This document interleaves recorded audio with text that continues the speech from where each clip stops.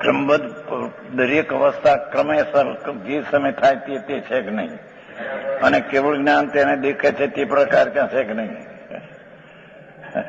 હા હા. અને એ રીતે જયારે કેવળ જ્ઞાન દેખે માટે થાય છે એમ તો નહીં, પણ એ તો નિર્ણય કરવા માટે જરી કે ભગવાન દેખે છે, જે સમય જે પર્યાય થવાની તે દેખે છે. અને ત્યાં પણ ક્રમસર જે આયત સમુદાય એક પછી એક જે પર્યાયનો કાળ છે તે પ્રમાણે થાય છે.